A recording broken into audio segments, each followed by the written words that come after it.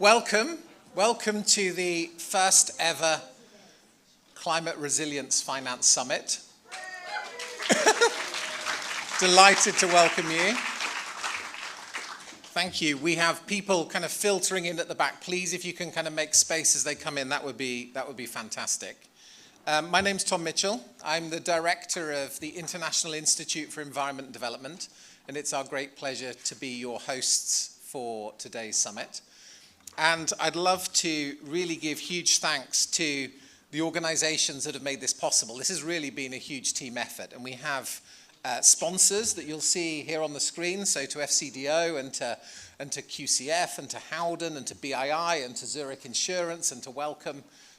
We are delighted to have you supporters, and also to the huge number of people who've been part of the program committee who've been making this possible and that you'll see as part of each of the sessions throughout the day. As I mentioned, I think we've been, we took a kind of leap of faith in some way in coming forward with this event as part of London Climate Action Week and for the Friday of the week, because we've been really over the last 2 or 3 years testing whether or not there was appetite for a big event on climate resilience finance. And I think that kind of experiment has been met by the huge amount of interest there's been in this event, and thank you to all of those who've made that possible. And at times it has felt a bit like a hotter ticket than Glastonbury, which opens today, and we've had this huge wait list, which has been great to see. But it's also been fabulous to have all parts of the climate resilience finance ecosystem come together, and that was really part of the goal of today. So we've got people from investment and from insurance and from philanthropy and from community organizations and from grassroots movements in the global south and so on. They've all come together today to acknowledge that we need everybody to be part of this climate resilience finance ecosystem and to pull together, to speak the same language, because we know that the challenges that we're facing are enormous.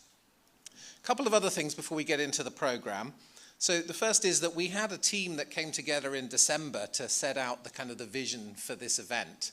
And one of the things that we wanted to do was make sure it was inclusive, reduce the barriers to entry, but also, as you'll see, have these challenge sessions. And we're calling them challenge sessions throughout the day because this is not about a set of speakers just projecting their messages from a stage, but it is about acknowledging that the people in this room are some of the most extraordinary experts and people with experience on this topic, and therefore please do feel empowered to contribute to today, to make your thoughts known, to give ideas, to be part of solving some of those challenges. That's been very much the spirit of this. And I think the other thing is to acknowledge that London is a great place for this topic. You know, we have an incredible ecosystem of organizations here, and a big thank you to everybody who's been part of that. So just before I do a couple of very brief housekeeping announcements, I want to encourage you also to make sure you try and meet somebody today who you wouldn't normally have met. So that's your challenge. And also be ready to try not to speak in the kind of jargon that we're used to. Not so many acronyms. If you can, spell out the acronyms. Try and talk in accessible language whenever you can, because one of the jobs that we've got with this topic is to make sure we break down the silos and break down the barriers. So that's my invitation to you. So a couple of other things. Today we do not have printed programs. So on the back of your badge you have a QR code. All around the venue there's QR codes for the program. Please do refer to those. We have no fire alarms planned for today, but the fire exits are clearly marked. And if we have a fire, please head to Cathedral Square, which is right outside the front door. Bathrooms are available on all levels. There's a lift allowing access to all floors. And if you need any help with anything, look for people with the IIED badges in each room, and they'll be able to help you out. So without further ado, let's get on. I am delighted to pass to Nick Mabey, founder, co-director, E3G, you have lots of titles, the real visionary behind London Climate Action Week. Nick, it's been a wonderful week. I'm surprised you're still standing, but welcome. Come and give us a few words of welcome.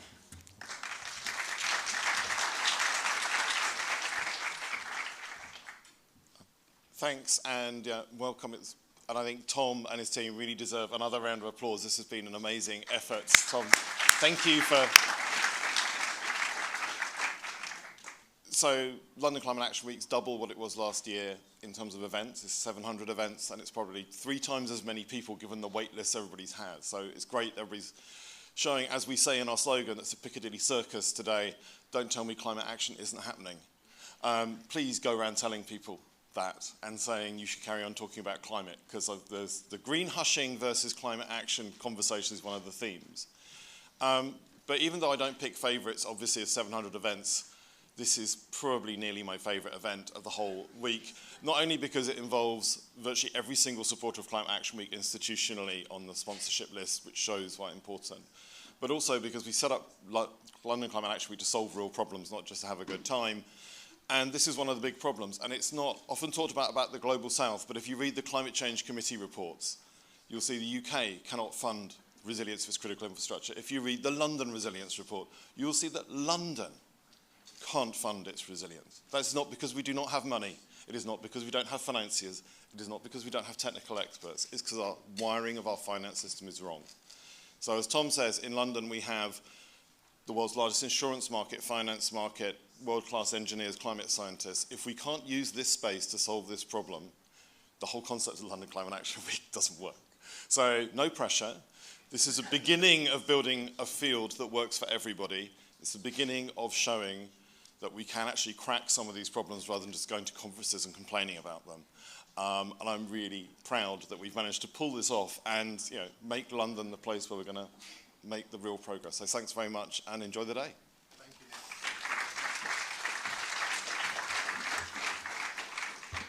Thank you, Nick. Thank you. Nick's highlighted how critical this topic is, and particularly at this moment. And you wouldn't be here if you didn't all think the same. But what I'm delighted to do is to welcome 2 opening speakers who are going to give us a sense of the kind of gravity of the challenge, but also the opportunity that we have here. So I'm delighted to first welcome Her Excellency Minister Marina Silva, Minister for Environment and Climate Change in Brazil, who is going to address us, and Pedro Mariano Martins Pontes, apologies for the pronunciation, is going to be able to give us live translation as the Minister speaks.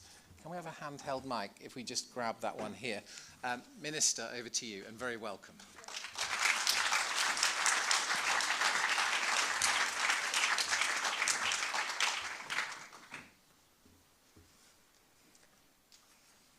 Bom dia a todos, a todas, excelências, senhoras e senhores. Primeiro, eu gostaria de agradecer a oportunidade de participação nesta sessão de abertura da cúpula de financiamento para a resiliência climática aqui em Londres.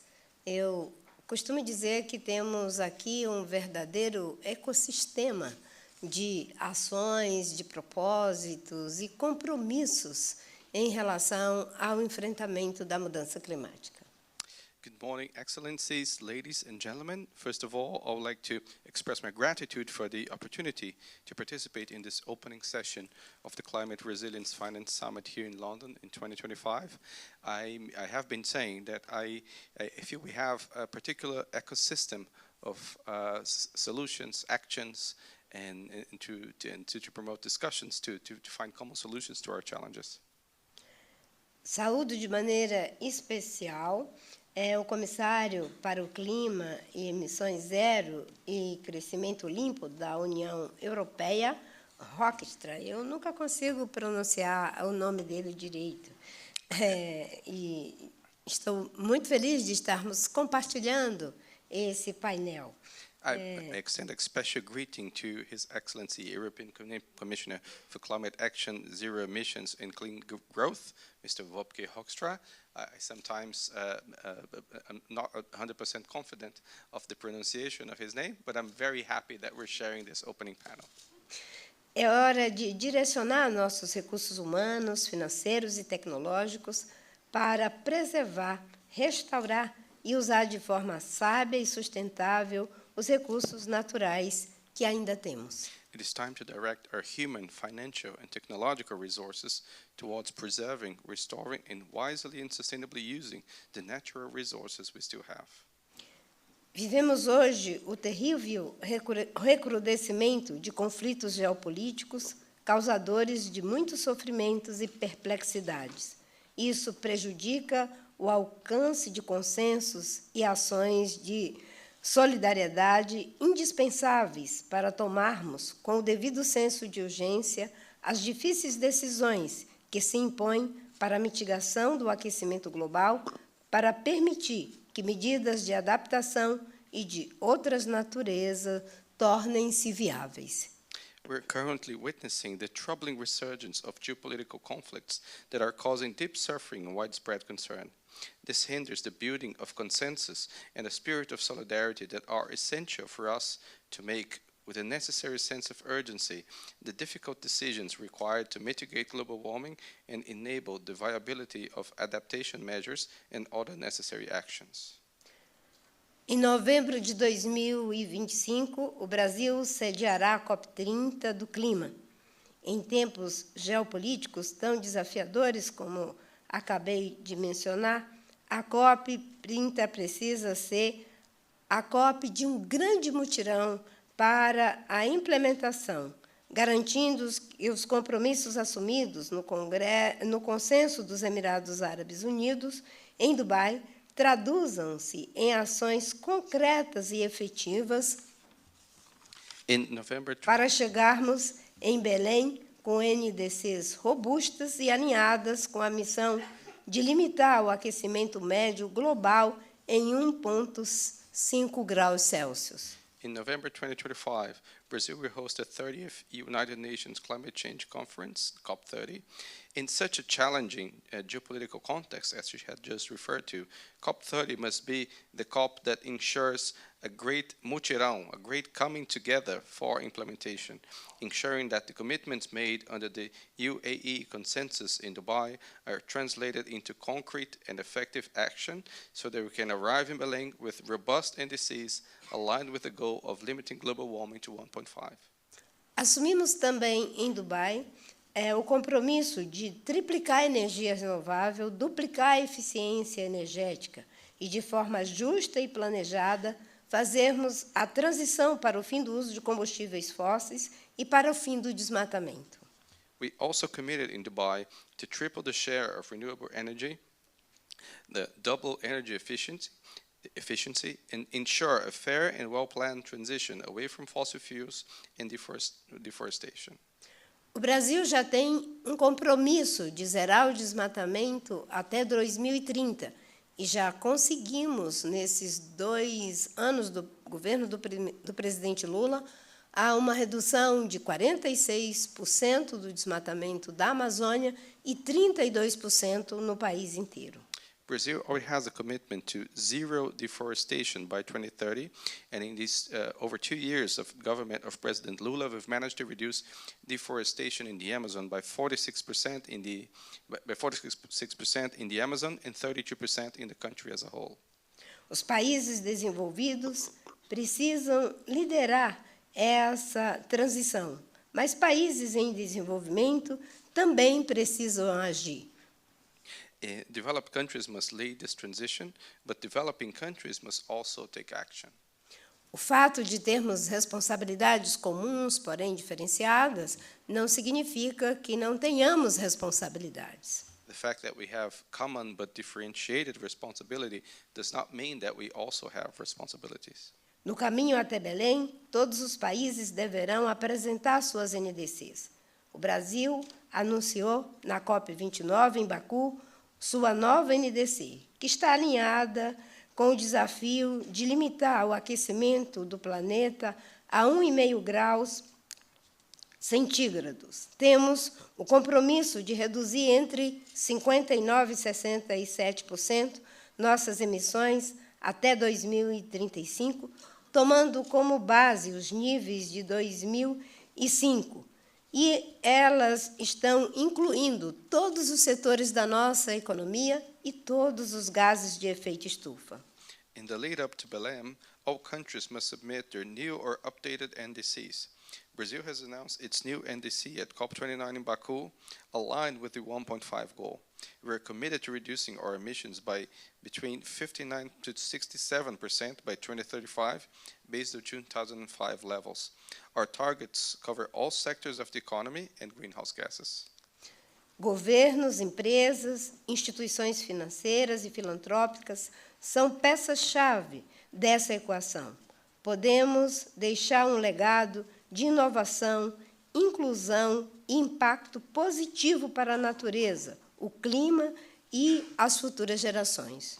Governments, businesses, financial institutions, and philanthropic organizations are key to this equation. Together, we can leave a legacy of innovation, inclusion, and positive impact for nature, climate, and future generations. Para viabilizar uma transição ecológica justa e inclusiva, precisamos criar e fortalecer mecanismos inovadores, a exemplo do mecanismo Floresta Tropical para Sempre, na sigla em inglês TFFF, iniciativa liderada por 12 países, entre eles o Brasil, que pode beneficiar mais de 70 nações tropicais. To enable a just and inclusive ecological transition, we must develop and strengthen innovative mechanisms, such as the Tropical Forest Forever Facility, the TFFF, an initiative led by 12 countries, including Brazil, which can benefit over 70 tropical nations.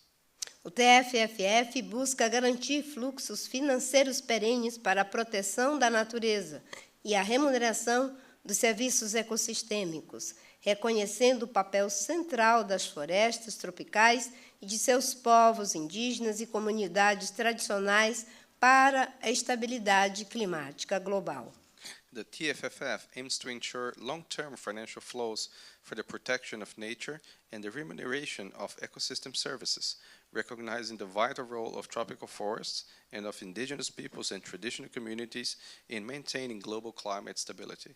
Senhoras e senhores, precisamos reforçar o multilateralismo, alinhar os fluxos financeiros, alavancar investimentos privados e impulsionar soluções globais para os nossos desafios comuns, incluindo a emergência climática, a perda de biodiversidade, o combate à desertificação e a luta contra a pobreza e a desigualdade.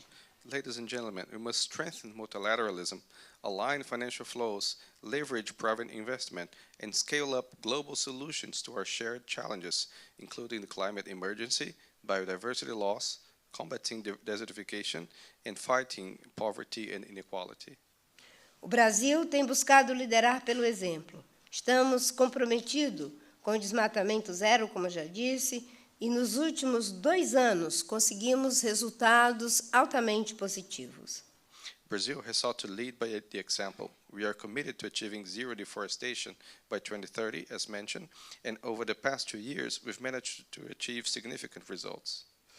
No bioma cerrado, conseguimos uma redução de 27% do desmatamento em 2024, revertendo 5 anos consecutivos de alta. In the Cerrado biome, we achieved a reduction of 25.7% in deforestation in 2024, reversing 5 consecutive years of increase. Esses resultados evitaram lançar na atmosfera cerca de 450 milhões de toneladas de CO2. These results prevented the release of approximately 450 million tons of CO2 in the atmosphere. Concluindo, fazendo um chamado para a ação em um grande esforço coletivo, um verdadeiro mutirão em busca de um novo ciclo de prosperidade, com mais esperança, cooperação e solidariedade. I conclude by calling for action, by calling a collective action, a true mutirão, a true coming together towards a new cycle of prosperity marked by hope, cooperation, and solidarity.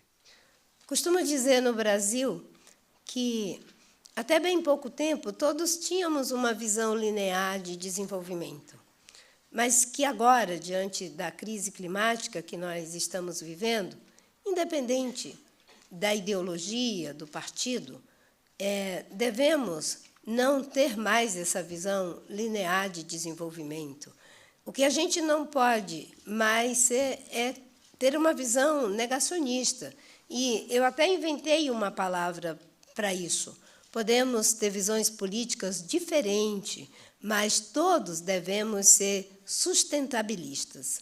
Uns serão sustentabilistas progressistas, outros até podem ser conservadores, mas o que não podemos é negar a realidade que já está nos afetando. Muito obrigada. I used to say that we, up until now, we have focused and concentrated on a linear path of development. But I have been saying that regardless of our ideology, we must all work towards sustainability. And I've been saying that I even came up with a word that we must all be sustainabilitists, regardless if we are, no matter if we are conservative or progressives. We cannot maintain a linear path of development. We cannot maintain climate denial. We must be all, regardless of our political ideology, we must all be sustainabilitists. Thank you very much.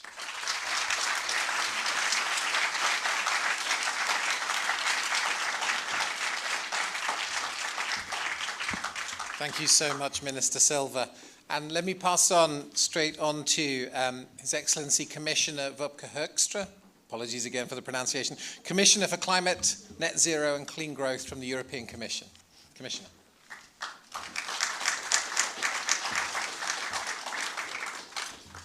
Tom, thank you very much. And ladies and gentlemen, very good to see you all here today. And dear Marina, thank you very much for your exceptionally kind words, and truly very good to see you. Actually, quite quickly after our previous meeting in Brasilia, and you're doing an absolutely amazing job, not only for the sake of Brazil, but frankly speaking, for the sake of the world, with all the efforts you're putting into the next COP. And that is truly an effort second to none. So thank you very much for that.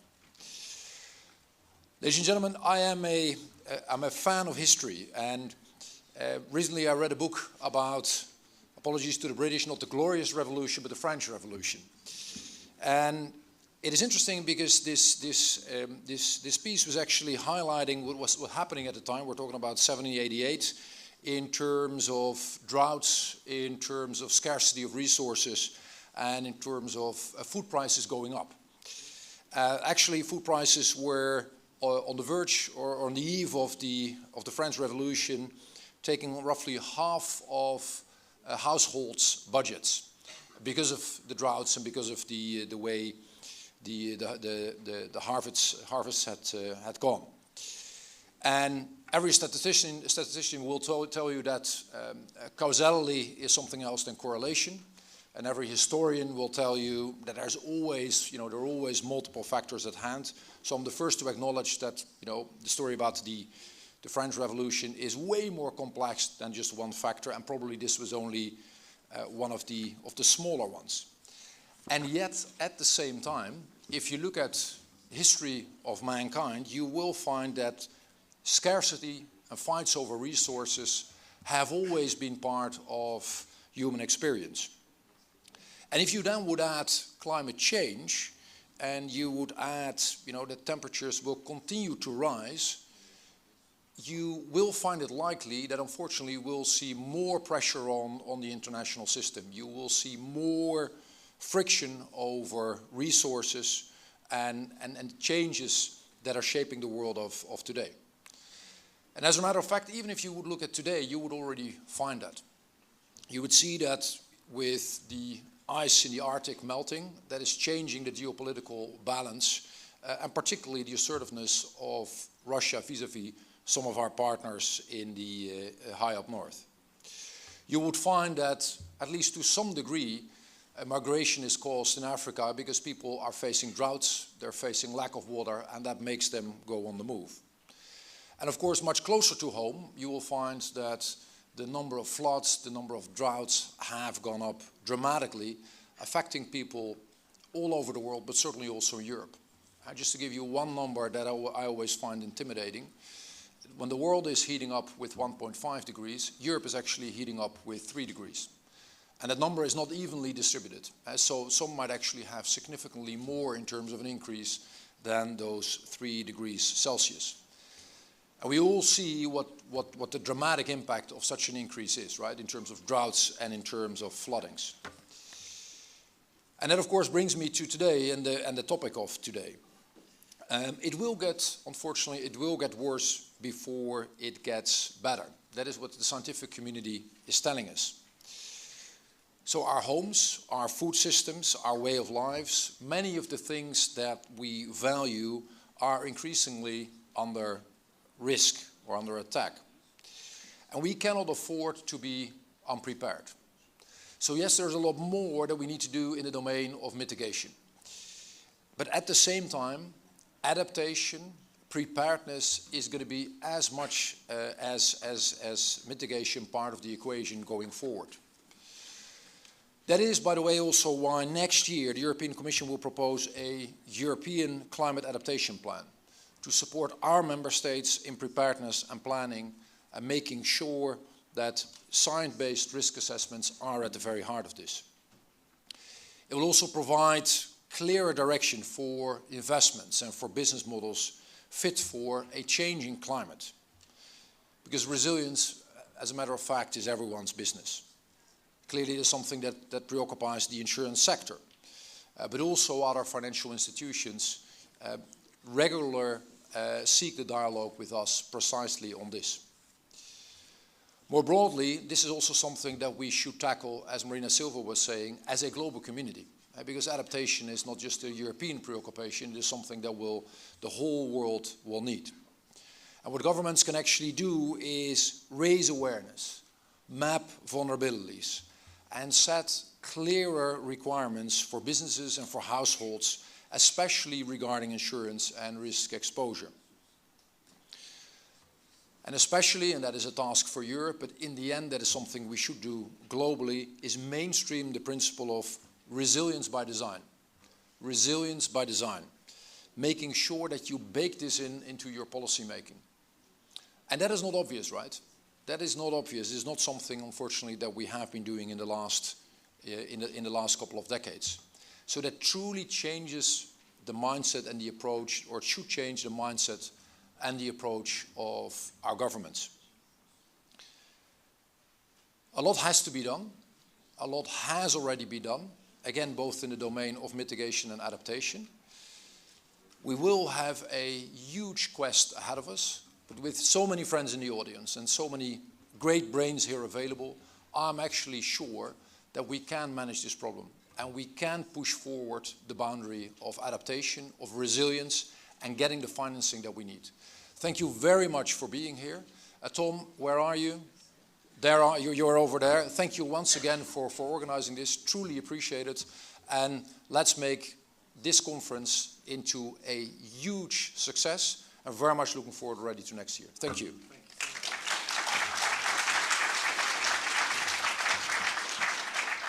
Thank you very much, Commissioner. If we could bring our panelists onto stage, that would be wonderful. Thank you. So we have Faith Ward, Chief Responsible Investment Officer for Brunel Pension Partnerships and Chair of the Institutional Investors Group on Climate Change. We have Jessica Ayers, Chief Executive Officer of the Quadrature Climate Foundation. Thank you, Jess. And Leslie Maasdorp, Chief Executive Officer of British Investment International. You're very welcome. Morning. Let me move the chair. Thank you very much for being with us. My kind of question to you is that this conference was very much around bringing together different perspectives from different parts of the ecosystem that fundamentally need to fuse together if we're going to do, as the Commissioner said, build resilience by design. But I just wondered, you each represent kind of different parts of this ecosystem with investment and philanthropy and development. And so can you give us a sense of each of your kind of contributions, you think, to really shifting the dial and supercharging resilience? Faith, maybe I'll start with you. Thank you, Tom, and thank you very much to all the organisers for supporting the summit. As elevating kind of climate resilience with the investor, finance and broader corporate community is a personal as well as a professional priority. At Brunel Pension Partnership, as an asset owner, we've been raising the profile of physical climate risk and climate resilience with our fellow investors, encouraging them to increase the dialogue with their investment managers, with their assets, with the companies, to recognise that climate resilience is strategically important. If you're in the room today, you're probably already well aware that for many investors, climate resilience is not well understood. It is an underpriced risk, and it's an underappreciated investment opportunity. Shifting that narrative of the investment case for resilience is not only one solely of risk, but one of investment opportunity is critical because it stands to benefit the whole ecosystem and helping change mindsets and therefore open up sort of new opportunities. So how, to your point about how are we actually contributing to that, how are we taking that forward? And this is where I switch my hat to my sort of chair of the Institutional Investor Group on climate change and highlight two key pieces of work that they have been doing with the investor-specific comprehensive frameworks. First of all, we have the IIGCC's, and I have to look at this because these are quite long titles, Physical Climate Risk Appraisal Methodology, or PCRAM, addressing the vulnerabilities of asset level investments, and this is currently out for consultation. I encourage everyone to participate in that. And also the IGCC's new Climate Resilience Investment Framework. This is the sister framework to the Net Zero Investor Framework, which is one of the most widely used frameworks for helping support investors navigate climate transition. CRIF, as we'll call it, the Climate Resilience Investment Framework, helps investors communicate risk exposure and opportunities across their portfolio relevant to both public and private stakeholders. So those are two pretty critical kind of contributions. And Stephanie Pfeiffer, the IGCC CIO, will be covering these in more details in one of the other sessions, and links to all of these are in your sort of agenda materials. But I think also to the points that Nick made at the beginning, the Global South, the emerging and developer economies are so critical. And it is also a key area of focus. And IIGCC, with the support of FCDO, is also supporting investors to communicate more effectively with MDBs and DFIs to create an enabling environment that helps investors sort of invest in these areas and opportunities. So lots going on, but that was just a 2-minute taste. Brilliant. Thank you very much, Faith. Jess, over to you. Thanks, Tom, and thanks so much for bringing us together. This is really important because philanthropy sees itself, or should see itself actually, as the sort of cement between the bricks. And I don't know if you've ever seen a bricklayer, but it's a very specialised task. And sometimes I think we forget that we're not a brick. So I think for me there's three things we have to do as philanthropy, and I guess that as an ecosystem we need your help with. So the first one is scale and coordinate. Philanthropists have recently come together through a collective called the Adaptation and Resilience Collaborative. It's hosted by ClimateWorks.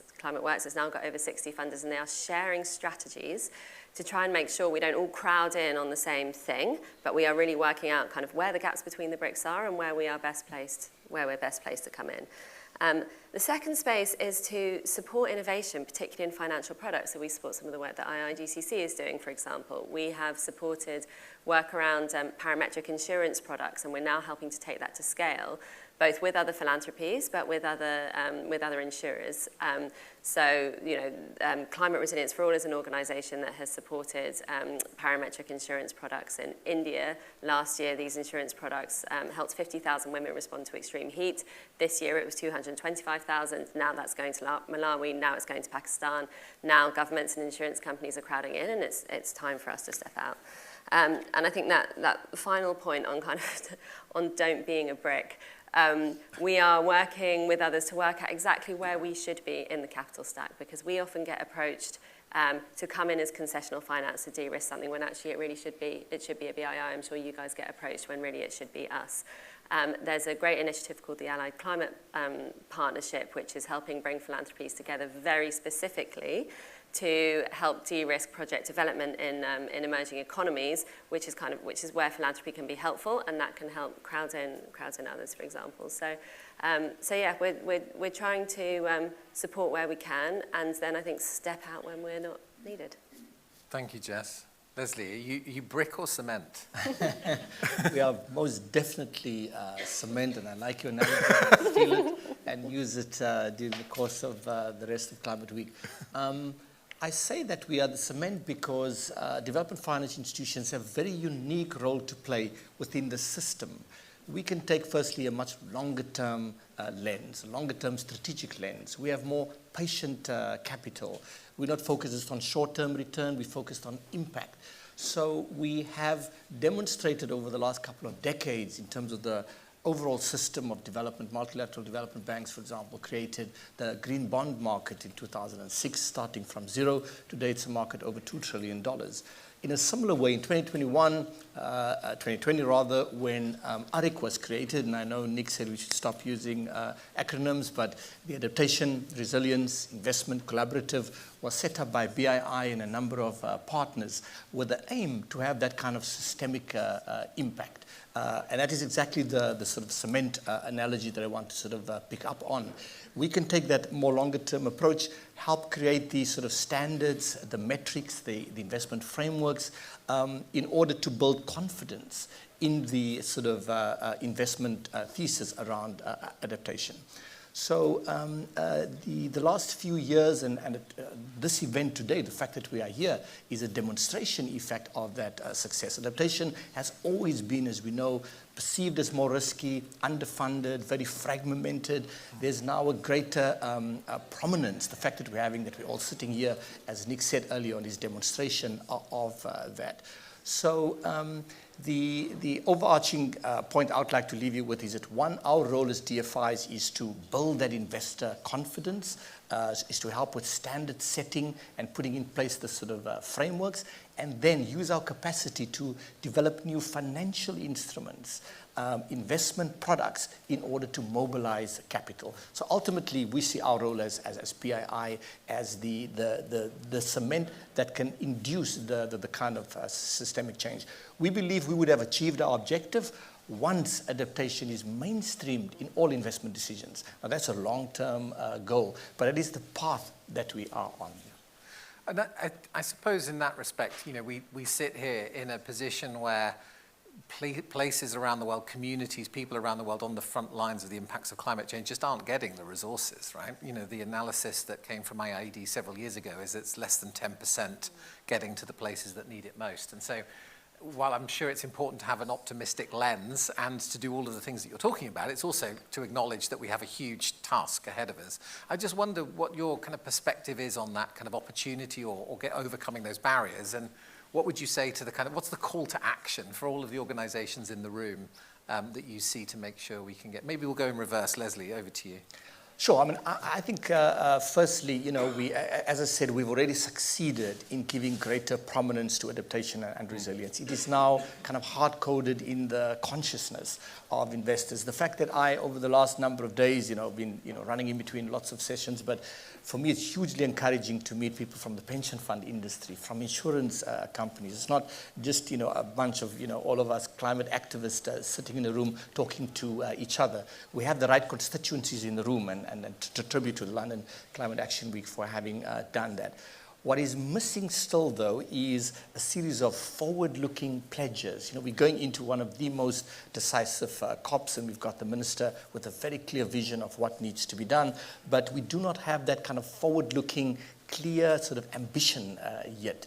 So we're hoping that through the work of ARIC, we will be able to catalyze those kind of forward-looking pledges. What I also draw a lot of comfort from is the fact that policymakers, because remember, each country are developing their own adaptation plans, and a lot of this is driven by the public sector because local governments are at the center of this.